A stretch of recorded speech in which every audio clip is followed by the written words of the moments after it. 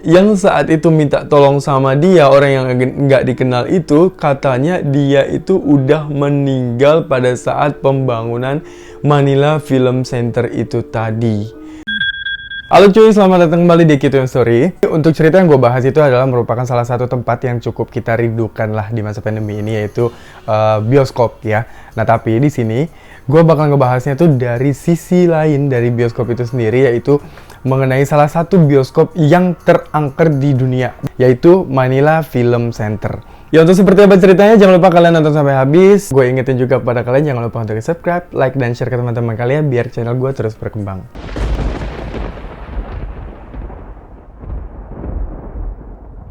Sesuai dengan namanya, Manila Film Center ini didirikan di kota Manila, tepatnya di pertengahan tahun 1981 sampai dengan di awal 1982. Karena dengan kejanggalan waktu yang sangat singkat ini yang menyebabkan sehingga Manila Film Center ini merupakan salah satu bangunan yang paling angker. Kenapa paling angker? Karena dengan waktu yang singkat tadi itu menimbulkan banyaknya kejadian-kejadian janggal, termasuk ribuan dari korban pada saat pembangunan konstruksi bangunan ini. Ya, nah bangunan ini tuh didirikan atas dasar dari proyek ambisius dari seorang ratu ibu negara yang bernama Imelda Marcos, istri dari presiden ke-10 Filipina. Jadi kepengennya dia itu kalau nanti ini bioskop tuh udah rampung, dia tuh bakal ngundang beberapa artis-artis besar dari Hollywood, Bollywood. Nah, jadi Ibu Imelda Marcos ini tuh kepengen banget kalau Manila itu menjadi pusat perfilman Asia, ya, King of Asia, ya. Makanya dia tuh pengen banget Manila Film Center ini dibikin tuh gede banget skalanya tuh kayak skala Hollywood, ya, Bollywood gitu-gitulah pokoknya, ya. Madam Imelda ini emang dikenal sebagai pribadi yang sangat ambisius, ya. Jadi dia terbukti juga pada saat itu dia pengen banget kalau Manila itu menjadi salah satu tuan rumah juga pada saat pagelaran Miss Universe, ya. Nah, pada saat itu dia ngajuin diri kalau Manila tuh harus jadi tuan rumah di Miss Universe di tahun itu. Nah, karena dia tuh kepengen banget, akhirnya dia bangunlah juga salah satu gedung yang buat ngadain pagelaran Miss Universe itu. Dia ngebangun itu gedung, bayangin Jun berapa hari? 77 hari itu selesai bangunan buat pagelaran Miss Universe itu.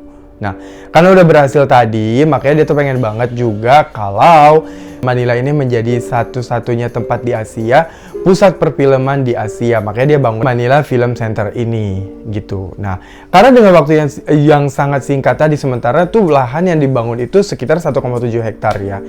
Akhirnya, seperti yang diprediksikan kalau dengan pada saat pembangunan ini bakal menimbulkan banyak bencana. Ketika dengan bencana tersebut, otomatis itu membuat banyak korban ya, sehingga menjadikan Manila Film Center ini adalah bangunan bioskop terangker di dunia. Manila Film Center ini dia tuh harus rampung di 6 bulan ya. Di sini dia tuh mempekerjakan 4.000 karyawan. Makanya dia tuh menggelontorkan dana tuh yang tidak sedikit, nggak kaleng-kaleng cuy. Jadi dia tuh ngeluarin sekitar 25 juta dolar atau sekarang tuh kalau dirupiahkan sekitar 350 miliar lebih gitu ya. Karena pengen jadi satu-satunya dan jadi yang pertama, ini bangunan tuh dibangun dengan konsep yang sangat mewah. Bahkan dia karena kepengen banget ini tuh pengen yang the best, pengen yang terbagus, pengen yang terbaik. Jadi dia tuh maka dia di sini dia tuh mempekerjakan enggak cuman selain dari 4.000 karyawan tadi dia tuh. Nah, karena dengan dana yang udah besar tadi dia tuh pengen banget kalau bangunan itu sesuai kemauan dia nih, bentukannya gimana, ya arsiteknya dia gimana. Karena Madam Imelda ini kan dia tuh orang Filipina. Dia tuh pengen banget menyatukan antara unsur budaya dengan unsur modern dengan kemegahan itu. Dia pun langsung mendatangkan pakar dari UNESCO sendiri untuk gimana arsitek bangunannya yang pasnya gimana gitu.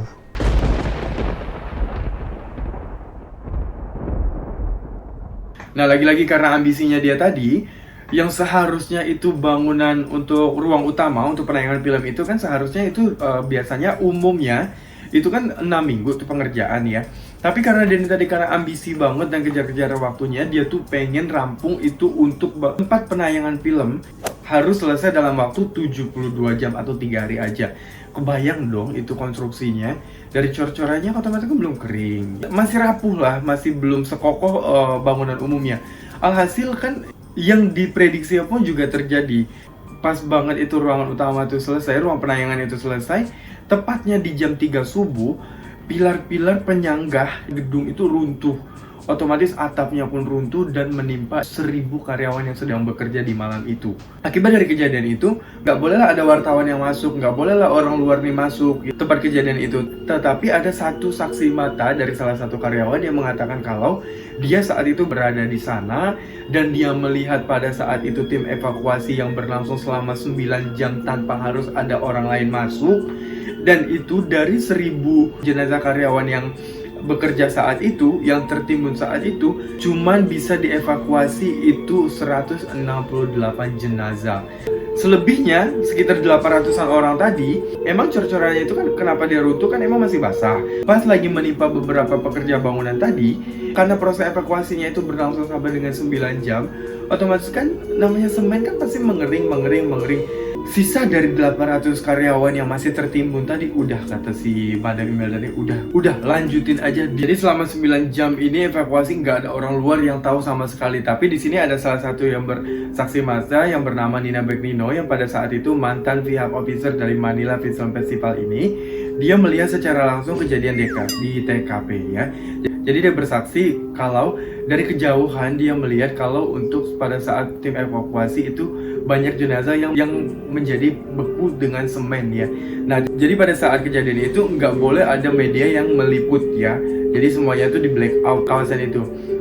Jadi Madam ini mengutus salah satu supervisor dari proyek ini, temannya dia sendiri ya, yang bernama Betty. Jadi dia, Ibu Imelda ini menyuruh si Betty ini, jadi dia mengatakan kalau kita melakukan pengangkutan atau pengevakuasian kepada jenazah yang lain itu bakal buang waktu dan buang dana, kata dia. Makanya untuk para jenazah yang ada terkubur di dalam sana udah dibiarin aja terkubur hidup-hidup di sana, katanya gitu. Dia tuh diutus pada pegawai proyek itu seolah-olah tidak terjadi apa-apa, jenazah yang udah terkubur itu dianggap aja udah itu kuburan mereka. Jadi untuk pekerja yang udah terjebak itu ditimbun lagi dan dibangun lagi. Abis gitu ya udah, itu beneran proyeknya akhirnya dilanjutin kayak biasa aja udah dengan banyak yang terkubur di bangunan tersebut. Nah akhirnya datanglah hari di mana acara Manila International Film Festival ini berlangsung. Pada saat itu banyak banget artis-artis Hollywood yang datang ke sana diundang pada acara ini, tapi semua juga ada beberapa artis top juga lainnya tapi yang nggak mau datang karena mereka juga takut, kayak pemain Superman, kayak pemain Supergirl, karena Jenny Foster, macam-macam lainnya lah pokoknya ya. Karena mereka dengar desas-desus ini, jadi mereka tuh nggak mau datang, ketakutan gitu ya. Karena selain dari faktor horornya yang desas-desus, faktor horor udah mulai terdengar, dan dia tuh juga takut kalau bangunan tuh bakal runtuh lagi, katanya seperti itu pada mereka ya. Nah pada setelah kecelakaan itu, jadi para pekerja tuh banyak banget yang mengaku mereka tuh banyak mendapatkan peristiwa mistis. Jadi banyak banget paranormal yang dibawa ke sana untuk mengusir arwah-arwah gentayangan pada saat tempat itu. Nah bahkan sampai jam 5 pagi pada saat mau opening acara tersebut, mereka tuh diminta untuk melakukan ritual untuk mengusir para arwah-arwah gentayangan di area Manila Film Festival tersebut. Semacam babi, ayam gitu untuk pertumbahan seperti itulah. Jadi mereka tuh diwajibkan untuk memakan daging persembahan tersebut, tapi mereka tuh nggak dikasih tahu kalau itu daging persembahan, tapi kayak jamuan aja itu dikasih lah itu makanan keluarga mereka. Nah jadi pada saat pagelaran tersebut banyak banget kejadian aneh yang saat itu terjadi walaupun udah disteril itu tempat. Mulai dari para tamu undangan itu mencium bau anyir. Para tamu tuh mengaku mereka juga mengaku kalau mereka tuh tiba-tiba bulu kuduk mereka tuh merinding. Di antara kerumunan para tamu itu mereka tuh juga melihat adanya para penampakan dari yang berbentuk pekerja bangunan yang mereka tuh bentuknya tuh udah sosoknya tuh udah nggak ngerti lagi seperti apa. Udah nggak ada kepalanya, udah dari mukanya hancur. Seperti penampakan gimana kulit bangunnya yang tertimbun hidup-hidup seperti itu. Ya, jadi pengakuan dari para saksi mata yang mereka sempat datang ke sana. Nah, mengenai bangunan tersebut kalau ditanya udah selesai atau belum? Jawabannya belum cuy. Mulai dari catnya juga belum kering, para tamu juga bilang kalau itu masih bau cat itu gedung ya.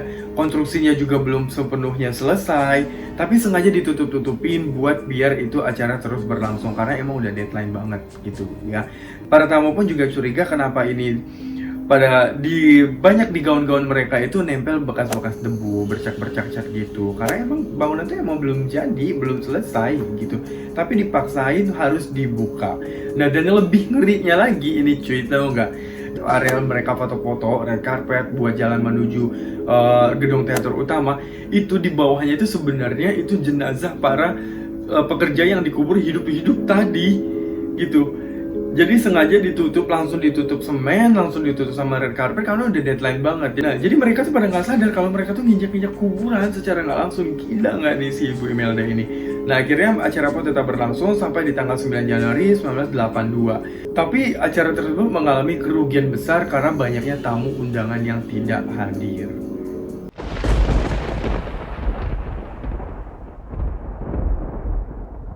Beberapa bulan setelah festival ini berlangsung, Betty Benitez, supervisor dari para pegawai bangunan tadi, itu mengalami kecelakaan yang sangat janggal. Jadi orang-orang tuh masih percaya kalau si Betty Benitez ini, kenapa dia meninggal mengalami kecelakaan yang janggal ini, orang-orang masih percaya kalau dia tuh mendapatkan kutukan dari arwah para pekerja yang masih gentayangan. Dan Manila Film Festival ini mengalami kerugian yang sangat besar, hutangnya pun di mana-mana, ya jauh dari prediksi dari Madam Imelda ini tadi. Nah, akhirnya Madam Imelda ini merubah Manila Film Center ini menjadi salah satu agensi untuk analisa sebuah film dan sinetron gitu. Dan dia untuk menutupi target, menutupi hutang-hutangnya tadi, jadi dia itu memperbolehkan film-film yang agak semi-semi lah gitu. Tujuannya tuh biar nanti banyak penonton yang sana, banyak orang yang mengkonsumsi film-film seperti itu kan. Otomatis kan film-film begitu kan banyak peminatnya tuh, apalagi tuh layar gede gitu kan, gila ngeliatin begituan ya. Biar Manila Film Center ini tuh aktif, hidup, dan otomatis menghasilkan keuntungan buat nutupin hutang-hutang yang udah mengalami kerugian di festival itu tadi. Karena emang dasarnya udah mau rugi Manila Film Center ini ya, walaupun udah diputar juga film-film semi tadi, Manila Film Center ini tadi tetap aja mengalami kerugian karena itu tuh udah banyak banget cuy, gila. Walaupun banyak orang mesum yang udah nonton film itu, nggak nutup juga itu hutang dari Manila Film Center ini. Nah, kutukan dari bioskop ini nggak sampai di situ aja. Tepatnya di tahun 1990 terjadi gempa hebat yang di Manila ini, yang menyebabkan bangunan di Manila Film Center ini jadi miring, nggak kondusif lah. Jadi dibiarkan kosong aja selama 11 tahun. Nah, akhirnya pada saat tahun di 2001, Manila Film Center ini akhirnya dikontrak oleh pihak lain, yaitu pihak Amazing Show, semacam bioskop juga gitu ya. Nah, jadi direnovasi dari catnya, bangunannya. Namun pada tahun 9 Februari 2013, bangunan ini tahu-tahu kebakaran yang berlangsung selama 3 jam. Walaupun kejadian kebakaran itu cuma 3 jam, tapi bisa dibilang mereka tuh rugi bandar lah gara-gara kejadian kebakaran itu. Dan akhirnya setelah kejadian itu, bangunan itu ditutup secara permanen dan itu dinobatkan menjadi salah satu bioskop terangker di dunia. Setelah bangunan itu sudah tidak pernah beroperasi lagi, udah nggak dioperasiin lagi itu, udah nggak digunain lagi, terbengkalailah itu bangunan. Muncullah desas-desus kalau ada salah satu cerita juga. Ada seseorang yang sedang lewat di depan bangunan itu, dan tiba-tiba ada saat dia itu ngelihat ada satu orang yang minta tolong nih ke dia. Minta tolongnya kenapa? Jadi orang itu datang ngampirin dia, minta tolonglah dia. Tolong gue dong, katanya, tolong teleponin keluarga gue. Gue nggak punya handphone, mau nelpon keluarga gue mau ngasih tahu ke keluarga gue kalau gue tuh baik-baik aja. Ini orang mikirnya juga masih nggak ada pikiran macam-macam. Diteleponlah dia setelah dikasih nomor telepon sama si hantu ini tadi. Jadi ini ada anggota keluarganya mau ngomong kalau mau ngasih tahu dia tuh baik-baik aja, disuruh telepon lah. Pas dia mau ngasih telepon, dilihat orangnya tadi udah hilang nih, nggak tahu kemana. Dikasih tahu lagi ke pihak keluarganya kalau dia udah nggak ada, tapi pesannya tadi seperti itu, katanya kasih tahu keluarga gue kalau gue tuh baik-baik aja. Tapi pihak keluarganya tuh bilang kalau yang saat itu minta tolong sama dia, orang yang nggak dikenal itu, katanya dia itu udah meninggal pada saat pembangunan Manila Film Center itu tadi. Jadi mayatnya masih di dalam sana, tidak bisa dievakuasi. Nah, otomatis yang orang ini tadi, yang dia tuh nyantai-nyantai aja lewat sana, langsung ngacir lah, dia kabur lah itu. Dan akhirnya sampai dengan sekarang, karena banyak banget cerita desas-desus dari cerita horor dari bangunan ini, makanya setiap orang yang berkunjung ke sana, mereka tuh datang ke sana cuma untuk uji nyali. Uji nyali kalau kita di sini. Jadi mereka tuh buat nguji keberanian mereka. Bahkan di sini karena beritanya itu udah sampai ke luar negeri, karena dinobatkan sebagai salah satu bioskop terangker di dunia, banyak bule-bule yang datang ke sana tuh, mereka tuh datang buat uji nyali di sana. Ya, gimana kalau kalian mau nyoba? Yang mau nyoba, komen di bawah. Oke cuy, itulah tadi mengenai cerita Manila Film Center yang dibangun berdasarkan ambisi dari Madam Imelda ini. dan akhirnya menimbulkan banyak korban dan membuat semuanya sia-sia. Sia-sia sih, karena udah dibangun mahal-mahal, udah dibangun megah-megah, alhasil semuanya rugi dan sia-sia. Sampai sekarang tidak bermanfaat itu gedung sama sekali. Ya, kalau kalian mempunyai info lebih lanjut, boleh kalian komen di bawah, ceritain ke gue banyak informasi, atau kalian mendapatkan cerita mengenai kejanggalan-kejanggalan dari Manila Film Center ini, boleh kalian komen di bawah. Nah, oke, terima kasih udah nonton video gue sampai dengan sini. Gue ucapin juga kepada kalian yang baru subscribe, yang udah subscribe lama, gue ucapin terima kasih. See you next video, bye.